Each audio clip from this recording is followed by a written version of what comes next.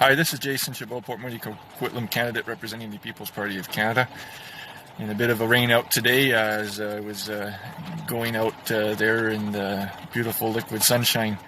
It just became too much to keep wiping the phone lens off, so I've retreated back to the inner confines of the vehicle to dry off a bit. I thought I'd share with you what I was learning this afternoon, and that was about the firearms debate. Bill C-68 was the Firearms Act back in 1995 that basically introduced the strictest gun control measures for the country. The licensing system basically allows firearms to be revoked at any moment. You could be a legal gun owner one day, and then the next day something, even if you didn't update your paperwork, you become illegal, criminal.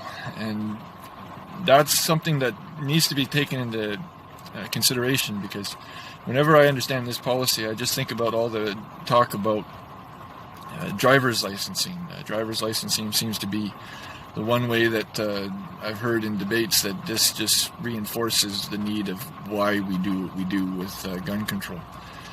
But driver's licensing is interesting because you still have people that are killed in traffic accidents.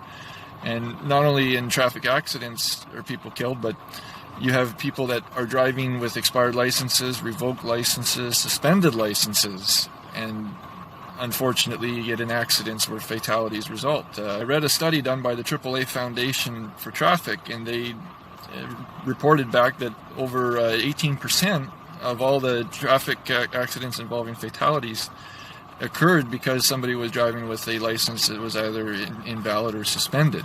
Now, of that 18%, the more startling number out of all the ones that they had was the 5% who didn't even have a license. If we take the most strictest form of licensing that I've heard when listening to the conversation on this, you're not going to be able to. You're not going to be able to stop this from happening. Now, with the 18th anniversary of September 11th still fresh in people's minds, what made that event stand out, among many reasons, is the fact that murders took place on live TV. Broadcasters generally do their best to limit that from ever appearing. That incident where they were having a live shot there of one of the towers on fire, as just a normal news broadcast would have it, it was totally unexpected that moments later, after having a feed of that being live, that another plane would fly into the building that was beside that, the one that was on fire.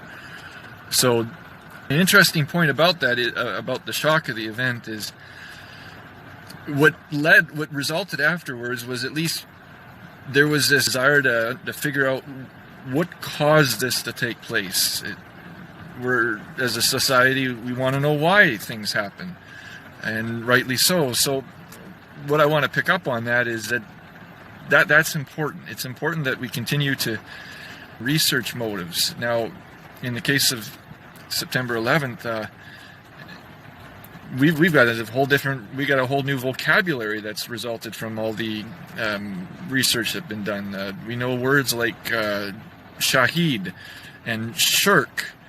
In fact, I think one of the greatest things that we've done is we've put the word political in front of words like Islam, because I can also understand why that word would need to be in front of Christianity and Judaism. And if I did some research, I'm sure it would make sense in front of atheism. One of the most important subjects that's come up in my listening to topics about the firearm conversation is INSOL, the involuntary celibacy.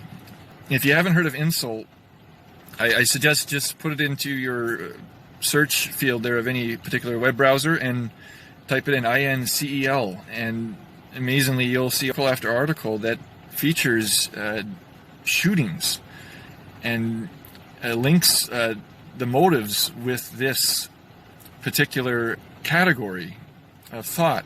I see a lot of parallels too when I look into the motivations of suicide bombers.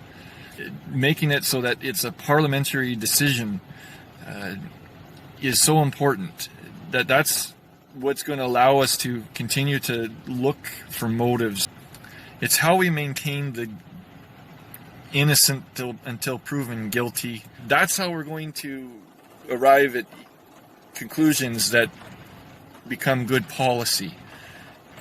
That's how we'll see when examining something like car accidents, how important it is to leave the phone alone when driving.